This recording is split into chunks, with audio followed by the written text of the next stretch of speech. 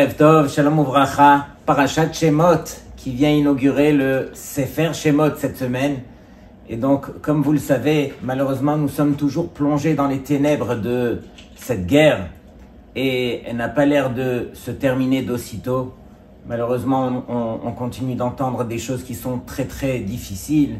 Et bien sûr que ce Sefer Shemot, comme il commence Ve'ele Shemot Bnei Israël Habaim Mitzrayma, on prend les dernières lettres de ces mots qui forment le mot Tehilim. On gardera le Tehilim près de nous et on demandera à Hachem, on ne se décourage pas et on insistera pour que Be'ezrat Hachem, qu'il y ait l'Atzlacha pour nos Chayalim, que les otages seront enfin libérés, sains et saufs comme il se doit, et que Be'ezrat Hachem, que tous les blessés retrouvent donc leur santé parfaite, et que Be'ezrat Hachem, que tous les Béné Israël puissent retrouver leur place comme il se doit. Mais Rabotai, on va garder en tête ce qu'on a vu la semaine dernière.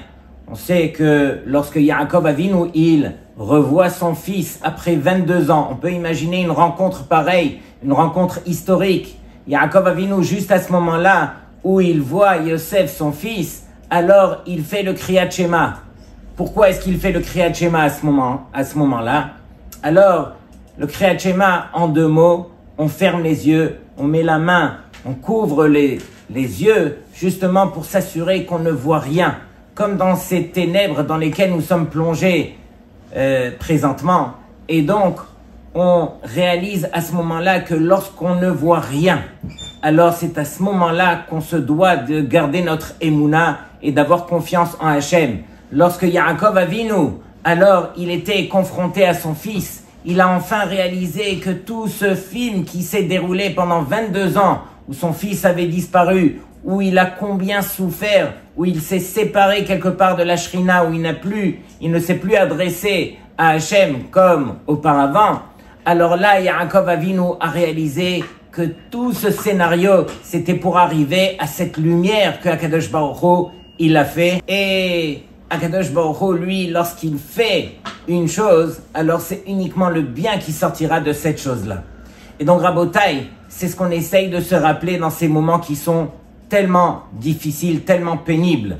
On raconte une histoire, le Imre Emet, il a réuni le Admor de Gour, donc le Imre Emet, il a réuni ses chassidim au Beth Midrash. C'était lors de la Première Guerre mondiale, il a voulu les encourager. Il leur a dit qu'au temps d'un grand tzaddik qui s'appelait Rabbi Elimelech Milidzinsk, alors il y avait une gzera, il y avait un décret qui était sur les Juifs à ce moment-là, et les Juifs souffraient énormément. Et donc, il y avait un tzaddik dans cette génération qui a pris sur lui des sigoufim, qui a pris sur lui des souffrances, de jeûner, de faire des choses incroyables justement pour que ces décrets s'annulent.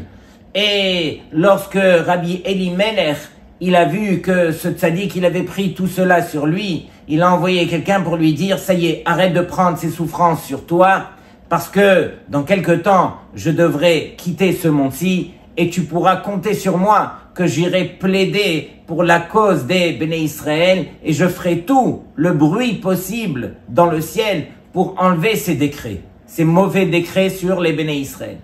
Et quelque temps après, alors Rabbi Elimelech est niftar et donc on attendait, les jours passent, les semaines passent, mais malheureusement les décrets sur les Juifs étaient toujours là, les Juifs souffraient. Et donc ce tzaddik en question, il s'est dit, mais ce n'est pas possible. Un tel tzaddik comme Rabbi Elimelech Milidzinsk, qui n'a pas réussi à enlever les décrets, qu'est-ce qui s'est passé? Donc il a repris sur lui les souffrances. Et à ce moment-là, une nuit, il rêve justement de Rabbi Elimelech qui vient le voir et qui lui dit, Kvod Harav, arrête de prendre ces souffrances sur toi et je vais te dire la vérité. Darlecha, regardez les mots de Rabbi Elimelech. Darlecha, sache, ki rak ba'olam hazeh nitan leitpalel al bitul hagzera. C'est uniquement dans ce monde-ci qu'il conviendrait de prier sur le fait d'enlever les décrets. Ki ba'olam shelachem roim et hagzera kedavara. Car dans votre monde, dans ce monde-ci, alors on voit les choses comme un mauvais décret. Omnam, cependant, Bashamaim, dans le ciel, Roim Shakol Tov, mais dans le ciel, on remarque que tout est pour le bien.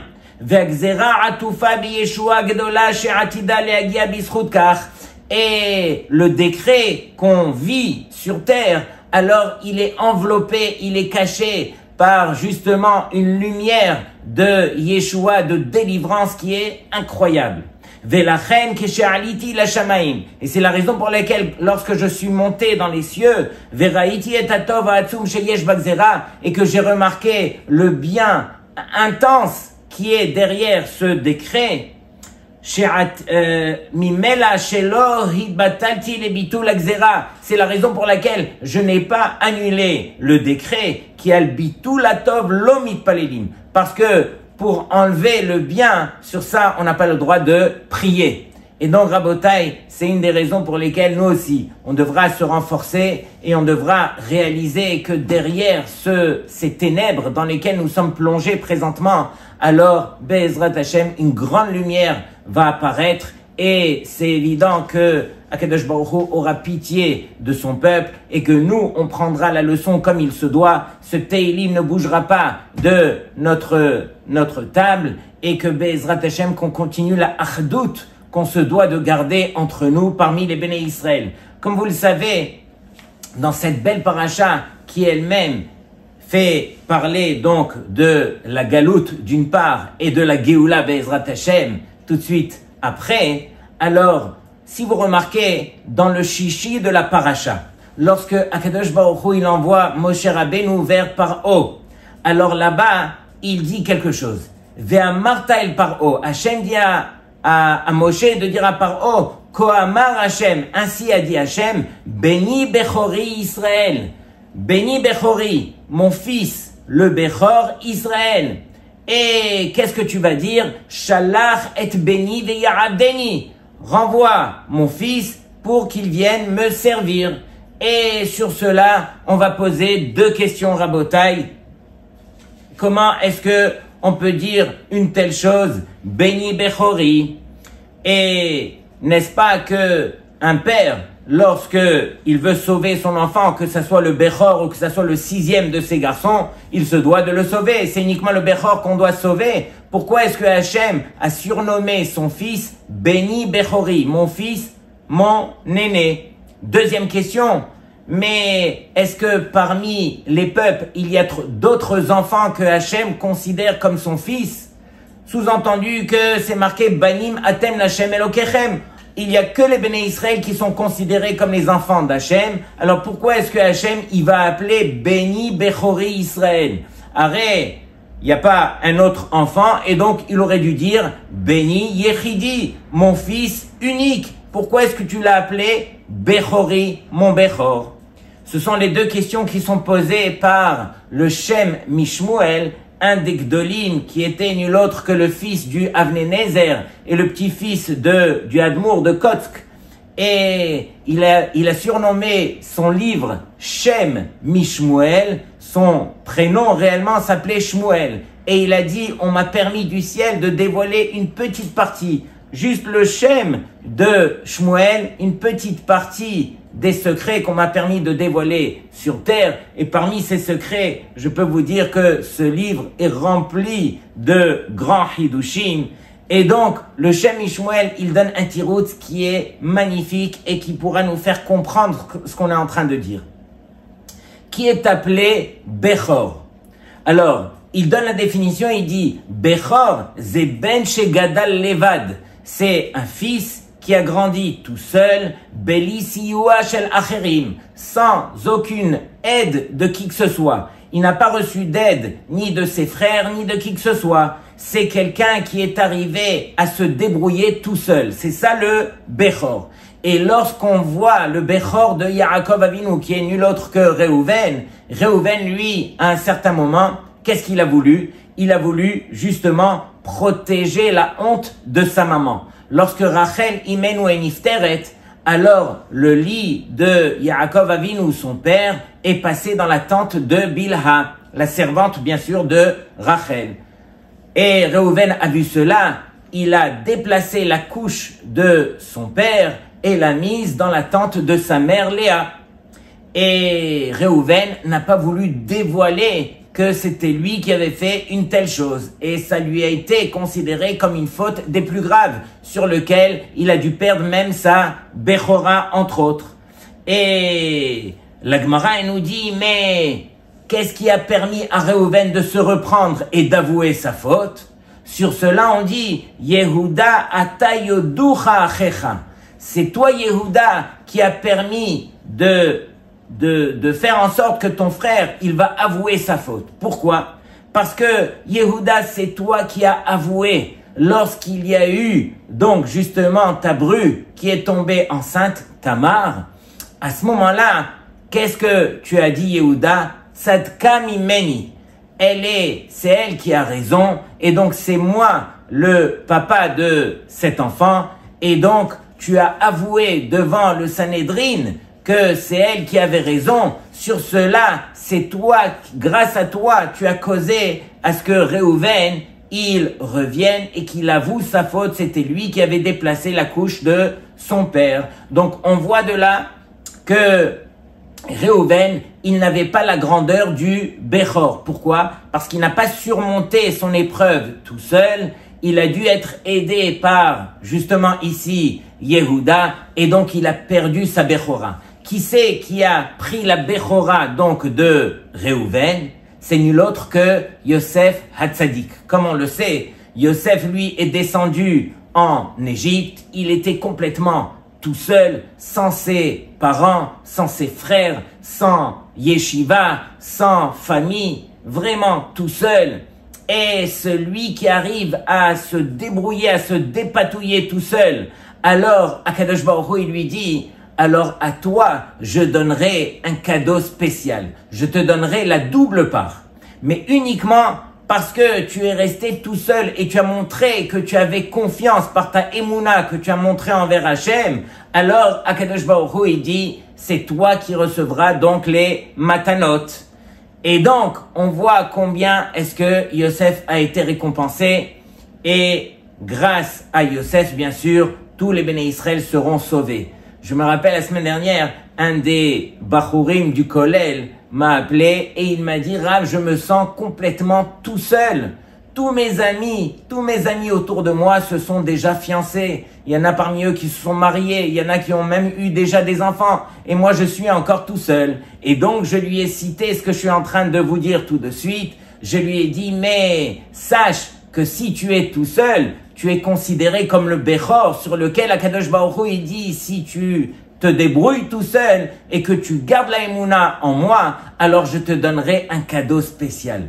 Et donc, Hachem, il donne un cadeau à tout celui qui se considère Bechor, qui se considère tout seul et qui garde cette émouna. Et grâce à la émouna, alors on méritera la Géoula. C'est la raison pour laquelle on a dit que bien qu'on soit plongé dans ces ténèbres, alors bien sûr qu'on garde cette émouna et on sait que Akadosh Baruch Hu, il récompensera Béni Bechori Israël par des cadeaux qui sont vraiment incroyables. Alors Rabotai, là j'aimerais passer dans le vif du sujet, puisque on a dit que ici c'est la paracha de Shemot, et la paracha de Shemot dans le livre de Shemot. Or, lorsqu'on contemple la paracha, on voit tout de suite que il y a tout à part des Shemot. Il y a tout à part des noms. Alors pourquoi est-ce qu'on a appelé cette paracha Shemot puisqu'on ne voit aucun nom? On fait un petit historique.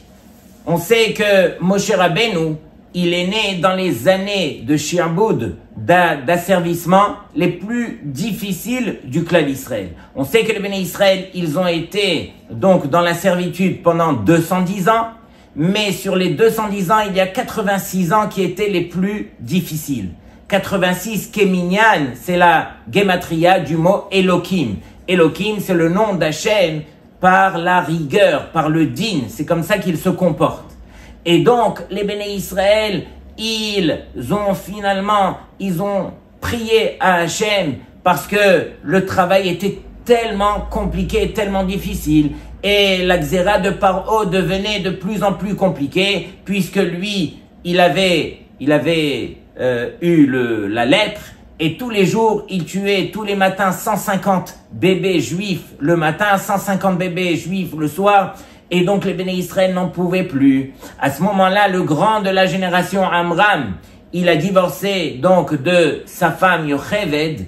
Et tous les Béné Israël, ils ont suivi le grand de la génération. Eux aussi, ils ont divorcé. Et pourquoi? Parce qu'il s'est dit, mais ça sert plus à rien d'amener des enfants sur terre, puisqu'ils seront mis à mort. Jusqu'à ce que sa fille Myriam est arrivée, et écoutez bien Rabotai, sa fille Myriam lui a dit, Nitgaleli Benevoua m'a été dévoilé par prophétie, She'ati divaled lecha ben, que tu auras un garçon qui va naître, et qui sera le sauveur du clan d'Israël. Sur cela, il a entendu cela, Amram, il est retourné avec sa femme, Yocheved, et tout le monde a repris aussi sa femme comme l'a fait le grand de la génération, et c'est uniquement à l'âge de 80 ans que Moshe Rabbeinu, il est parti se confronter donc à Paro pour sauver le clan Israël. Et donc, tout ça pour dire que la paracha de la semaine, elle commence justement dans ce chaos total où les Béné Israël étaient dans une souffrance terrible, et c'est là que la paracha commence. Alors écoutez bien, il est marqué au début de la paracha, Vayelech ish mi bet Levi, vaikach et bat Levi. Un homme de la tribu de Lévi, on ne dit pas c'est qui, vaikach et bat Levi, et on ne dit pas c'est qui non plus. Il a pris une femme de la tribu de Lévi. Alors bien sûr, nous on le sait, Rashi le dit, il s'agit bien sûr de Amram qui prend Yocheved. Dis-le clairement. Vayelech Amram, vaikach et Yocheved. On ne dit pas. On continue. Vatahar haisha vatelet ben. La femme qu'on ne cite pas, elle a accouché un enfant. Vatere oto kitovhu vatitzpenehu shelosha yirachim. Elle a vu qu'il était bon, elle l'a caché pendant 3 mois. Une fois qu'elle ne pouvait plus le garder plus que cela, puisqu'on allait le découvrir, puisque on recensait toutes les femmes qui étaient tombées enceintes, alors elle l'a mise donc dans le panier et Vatasemba et ayeled. Donc elle a mis cet enfant qu'on ne cite pas son nom non plus. Vatasemba souf al sevat hayor. Et à partir de là, Vatetatsav achoto merachok. Sa sœur, elle l'a vu de loin. On aurait dû citer au moins son nom. C'est Myriam. On ne dit rien. L'Edea maya aselo. Vatered bat Paro. Et donc la fille de Paro, qu'on ne cite pas son nom non plus, alors elle est descendue l'Ichotz al-Hayor. Elle est descendue pour justement se baigner dans le Nil parce que était arrivé le moment pour elle de se convertir. Rabotai, une petite parenthèse. La fille de Paro n'avait pas suivi des séminaires de Harachim. Il n'y avait pas de rabbanim qui passaient par là. Elle a grandi toute sa vie dans la maison de ce grand rachat qui est Paro. Et donc, comment est-ce qu'elle a eu envie ou besoin de se convertir, de devenir juive? Qu'est-ce qui s'est passé? Et donc les Mefarshim de dire que elle se disait comme ça, mais mon père qui se prétendait être le roi du monde, le Dieu de l'univers, et donc pourquoi est-ce qu'il a eu besoin de jeter tous ces bébés dans le Nil? Pourquoi est-ce qu'il a eu besoin de tuer autant de bébés? Si ce n'est que quoi? Qu'il avait peur quelque part. Et donc elle se disait, mais d'un bébé pourrait sortir éventuellement une grande délivrance. Et c'est la raison pour laquelle mon père, il a peur. Et donc, ça lui a permis de réfléchir au point est-ce qu'elle est venue juste à ce moment-là, bien sûr, par hasard, pour se convertir. Et elle a trouvé, bien sûr, le berceau où se trouvait Moshe. Et donc, elle a dit, bien sûr, cet enfant, il me paraît beau, il vient des Juifs. Et donc, elle a appelé la sœur de cet enfant. Et elle a vu que cet enfant ne pouvait pas se nourrir du lait des Égyptiennes puisque sa bouche parlera avec la Shekhinah plus tard.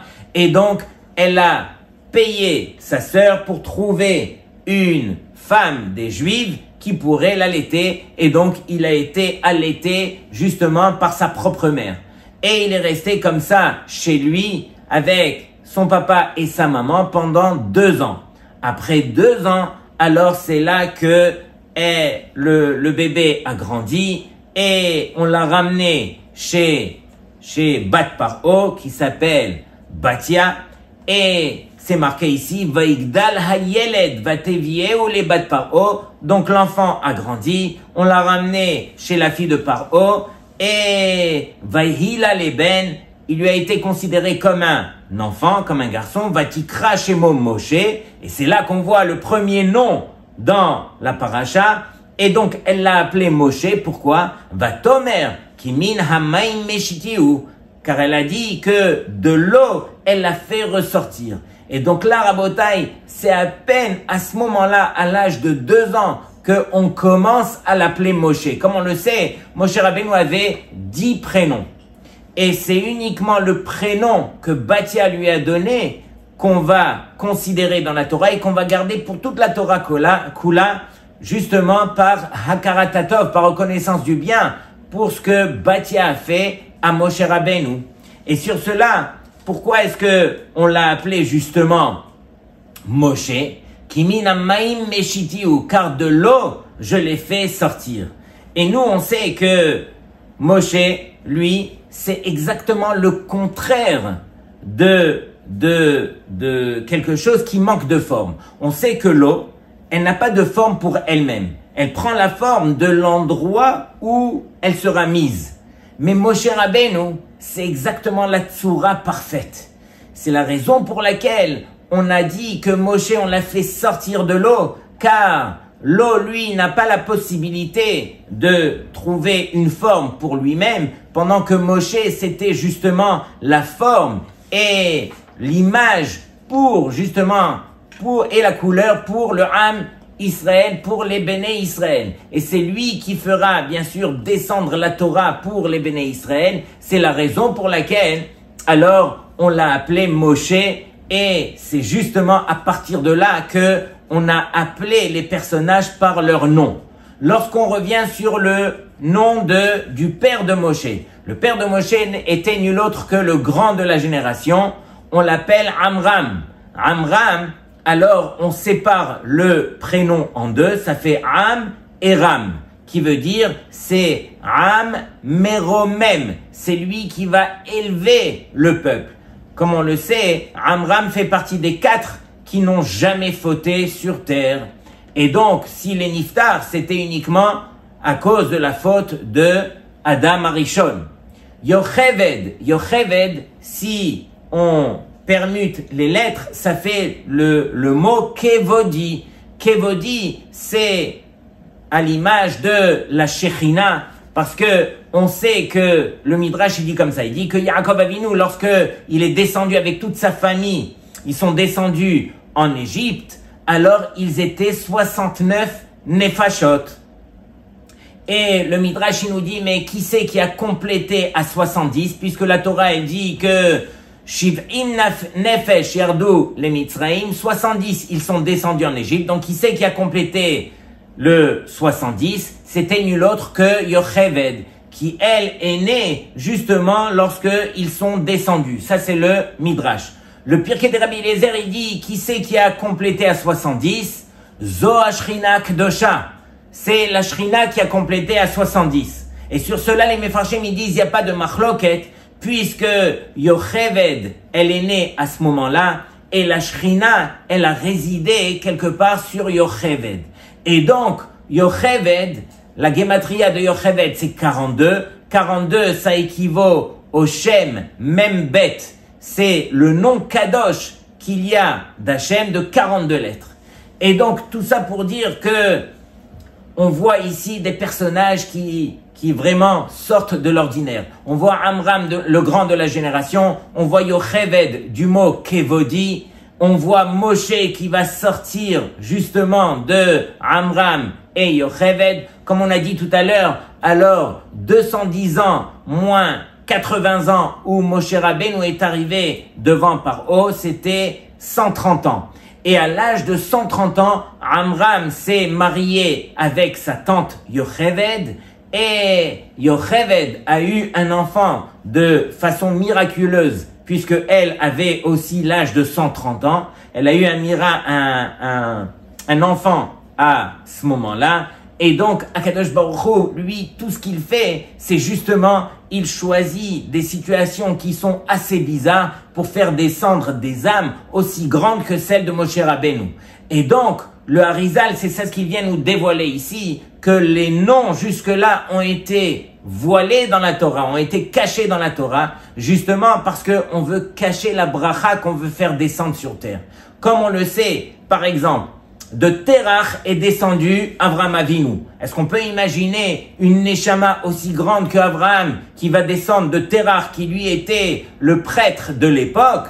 Donc Akadosh Baruch Hu, lui, il connaît les chemins pour dévier et faire descendre par là pour ne pas que les forces du mal puissent l'attraper. Et donc c'est marqué comme ça, Bechol param shetzricha neshama gedola laredet laolam, à chaque instant où une grande Neshama doit descendre sur terre, alors kochot atuman ilchamim bazé, les forces de l'impureté, ils se disputent avec cela. Et donc ici, Akadosh Baruch Hu a préféré bien sûr cacher les noms jusqu'au nom de Moshe Rabbeinu. Pourquoi? Parce que Hachem, c'est lui qui dévie un petit peu les choses pour faire descendre donc la plus grande âme qui, elle, pourra justement atteindre ce niveau. Donc tout ça pour dire que, regardez, ces grands personnages qui sont cités ici au début sans nom, mais justement pour apparaître avec leur nom, car combien leurs noms veulent dire. Et Rabotai, quelques idées aussi sur la paracha, puisqu'on sait que la Torah, elle ne va rien raconter pour rien. On sait que Batia, lorsque elle a vu le berceau où se trouvait Moshe, elle a étendu sa main comme on le sait, et donc par miracle, sa main s'est étendue jusqu'à ce qu'elle a pu récupérer le bébé. Mais pourquoi est-ce que la Torah nous raconte une telle chose? Alors, Ela asta kechol shaya beyada, c'est uniquement pour nous enseigner que de la même façon que Batia, elle a pu faire tout ce qu'elle a pu faire en son pouvoir, et et du ciel, une fois qu'elle a fait qu'est-ce qui était dans son pouvoir de faire, alors dans le ciel, on lui a complété et on lui a donné ce qu'elle attendait. De même, c'est marqué aussi que Moshe Rabbeinu est arrivé au stade où Hachem, il l'a envoyé devant Paro. Mais Moshe, il a dit, je ne pourrai pas parler devant Paro parce que je suis Megamgem. Megamgem, ça veut dire, je bégaye. Et donc, Moshe, il a voulu refuser d'aller devant Paro. Mais Hachem, il lui a dit, Ve'ata lech ve'anuchi ehye imach. Mais tu iras et moi je serai avec toi. Mais en quoi cela a résolu le problème du bégaiement de Moshe Rabbeinu? Sur cela, le Ohr HaChaim Akadosh, il répond, il dit que Hachem, il a dit à Moshe, alors toi, au moins, le minimum que tu puisses faire, c'est d'aller. Si déjà, ce que tu peux faire, c'est d'aller, alors vas-y, et c'est moi qui ferai le reste. Donc c'est tout ce que Hachem, il nous demande. Hachem, il nous demande à nous de faire l'effort, et tout le reste sera entre les mains d'Hachem lorsque nous, on a fait ce que on est supposé faire.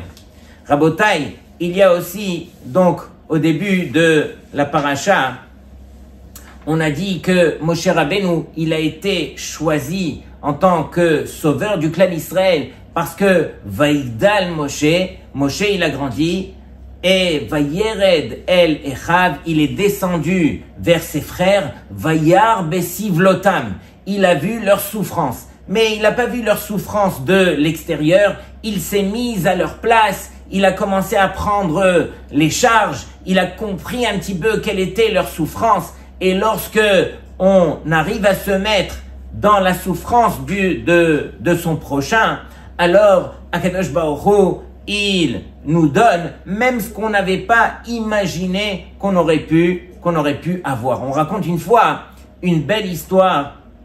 Il y avait un Avrer en Eretz Israël qui était au volant et qui, le malheureux, a fait une queue de poisson à un type. Et le type est sorti de sa voiture directement et malheureusement pour cet Avrer, il s'agissait d'un colosse comme ça qui sort de sa voiture. Directement, il va dans la voiture de l'Avrer, il ouvre la porte et il lui met un poing sur la figure. Et l'Avrech, il reçoit comme ça le poing sur la figure, et le temps qu'il se reprenne comme ça, et il lui dit, excuse-moi, si tu es arrivé au stade de me mettre le poing à la figure, c'est que je t'ai réellement énervé et que j'ai dû faire quelque chose de très grave sur lequel je me suis pas rendu compte à quel point c'était grave ce que je t'avais fait. Alors il lui dit, je dois absolument me racheter. Je dois absolument me racheter. S'il te plaît, permets-moi de t'inviter Shabbat à la maison. Et le grand là, le colosse, il dit, mais quoi, je lui ai mis mon poing sur la figure et il m'invite pour un Shabbat. Et l'Avrech qui insiste, il a tellement insisté qu'il a pris son numéro, il a appelé 3-4 fois jusqu'à ce que le colosse est venu donc pour passer le Shabbat. Et donc ils ont passé un Shabbat magnifique ensemble. Et en fin de compte, il a présenté à d'autres personnes jusqu'à ce qu'il a été à un séminaire de Rachim dans lequel il a fait une teshuva réelle. Et finalement, l'histoire nous raconte que il a gardé Kesher avec cet Avrech au point à ce qu'il lui a proposé, il lui a dit, regarde, maintenant j'ai fait teshuva, je réalise un petit peu, toi tu es dans la Torah, permets-moi de signer un contrat avec toi, Issachar ou Zvulun, toi tu étudies, et moi j'ai une part de mérite de ton limoud, et c'est moi qui te financerai justement pour étudier. Cet Avrech, il se met à réfléchir et il dit, mais toi Hachem, tu sais très bien que je n'avais aucune ressource au niveau Parnassa, j'avais tellement de problèmes.